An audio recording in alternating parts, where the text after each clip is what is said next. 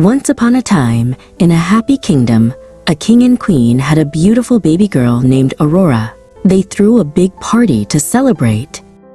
3 good fairies came to the party. "I give you the gift of beauty," said the first. "I give you the gift of a lovely song," said the second. Suddenly, a wicked fairy appeared. She was not invited. On her 16th birthday, she cackled, the princess will prick her finger on a spinning wheel and fall into a deep sleep. The third good fairy had one gift left. She will not be asleep forever, she said kindly. A true love's kiss will wake her up. The king was very scared. He told everyone in the kingdom to hide all the spinning wheels so Aurora would be safe. Years passed, and Aurora grew into a kind princess. On her 16th birthday, she explored the castle and found a dusty, forgotten room at the top of a tower. Inside, she saw a strange spinning wheel. The wicked fairy had left it there. When Aurora touched the pointy spindle, she pricked her finger. Ouch! At once, Princess Aurora fell into a deep, deep sleep. The good fairies put everyone in the castle to sleep too, so she would not be alone when she woke up. 100 years later, a brave prince heard the story of the sleeping princess. He rode his horse through thick, thorny bushes that had grown all around the castle. The prince found the sleeping princess and gave her a gentle kiss. Princess Aurora's eyes opened. Everyone in the castle woke up, and they all lived happily ever after. Once upon a time, a woman named Mother Gothel took a sweet baby girl named Rapunzel to live in a tall, tall tower in the middle of a deep green forest. The tower had no doors and no stairs, just one little window at the very top. As Rapunzel grew, so did her hair. It grew longer and longer, shining like gold. When Mother Gothel wanted to get into the tower, she would stand at the bottom and call out in her croaky voice, "Rapunzel, Rapunzel, let down your hair!"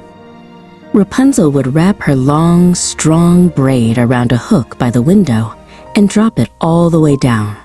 Then, Mother Gothel would climb up, up, up the golden ladder of hair. One day, a kind prince was riding his horse through the forest when he heard the most beautiful singing. He followed the sound until he came to the tower. He hid behind a tree and saw Mother Gothel call out to Rapunzel. He watched as the long, golden braid came down, and the old woman climbed up. So that's how you get up, he thought. The next evening, the prince went to the tower and called in his kindest voice, "Rapunzel, Rapunzel, let down your hair!" Down came the beautiful hair, and he climbed up. Rapunzel was happy to have a new friend. But one day, Mother Gothel found out about the prince. She was very angry. "You tricked me," she shouted. Snip, snip, Mother Gothel took a big pair of scissors and cut off Rapunzel's beautiful long hair. Then she sent poor Rapunzel far away to live all alone in the woods. The prince was very sad, but he searched everywhere for his friend. One day, he heard her sweet singing again. He found Rapunzel, and they were so happy to be together again that they went to his castle to live happily ever after. Mother Duck waited patiently in her nest by the lake. One by one, tiny yellow beaks began to pop out of her eggs. But one egg was much bigger than the others and wouldn't crack. Finally, the big egg cracked too. The baby bird that came out wasn't yellow and fluffy like the others. He was gray and a little clumsy. The other ducklings giggled and looked at him. The other animals on the farm made fun of him too. "How different," clucked the chickens. "Don't come near us," puffed the turkey. The poor little duckling was very sad. One morning, the ugly duckling couldn't take it anymore. "I don't want to live where nobody loves me," he thought. Quietly, he left the farm and set off all by himself. The seasons passed, and a cold winter came. Everything was covered in white snow. The little duckling was very cold and hungry.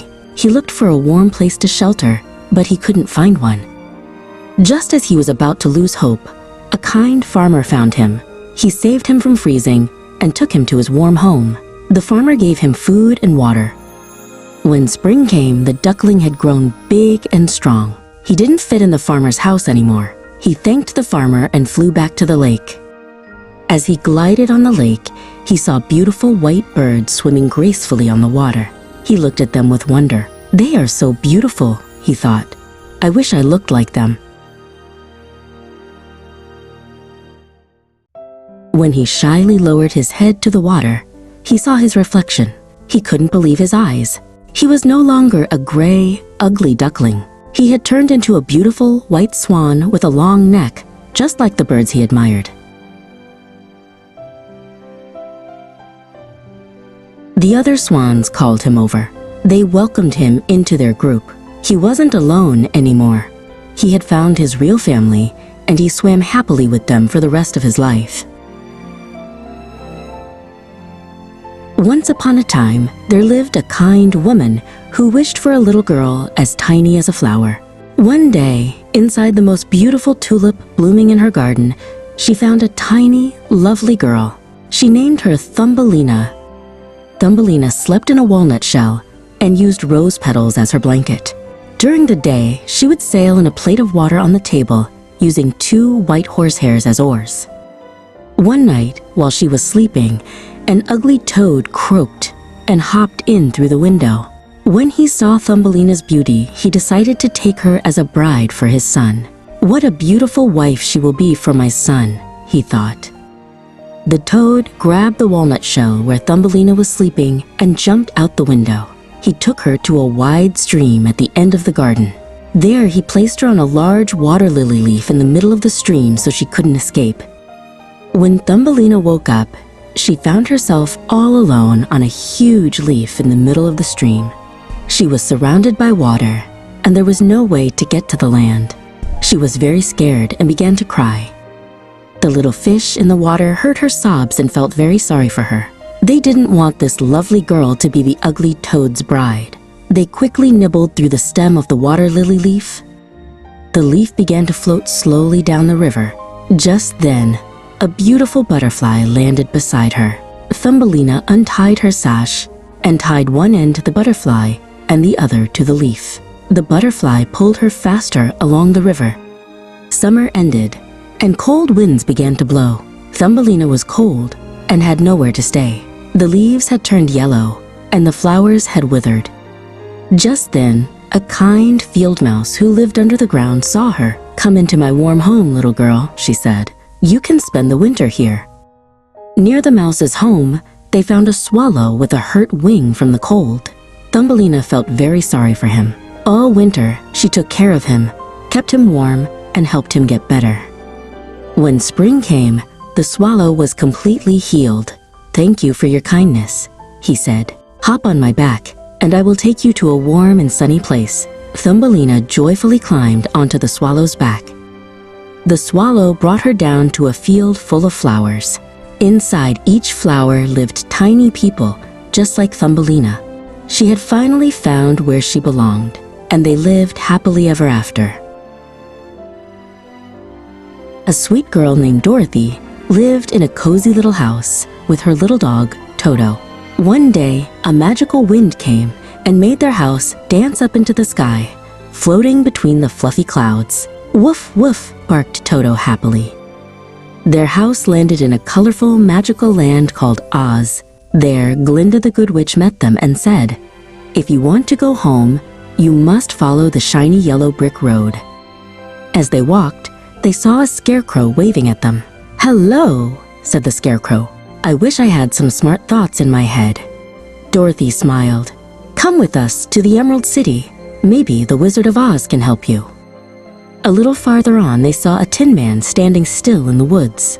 "I wish I had a loving heart inside me," he creaked. Dorothy quickly used her oil can to help his joints, and the Tin Man started to dance. "You should come with us too," said Dorothy.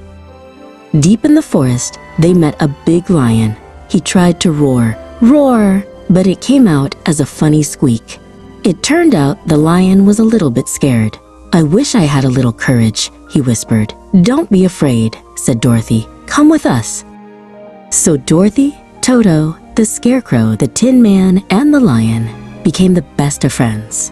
They walked down the yellow brick road, holding hands and singing happy songs. They always helped each other. They played games and laughed all along the way. Finally, they saw a big, sparkling green city in the distance. It was the Emerald City. Hooray! They all shouted with joy. The kind Wizard of Oz smiled at them. He gave the Scarecrow a paper to show he was smart, the Tin Man a ticking heart full of love, and the Lion a medal for his bravery. "You had these things inside you all along," he said. Then the wizard showed Dorothy her sparkling shoes. "You've always had the power to go home," he said. Dorothy gave her friends a big hug, clicked her heels together 3 times, and whispered, "I miss my home. It's time to go."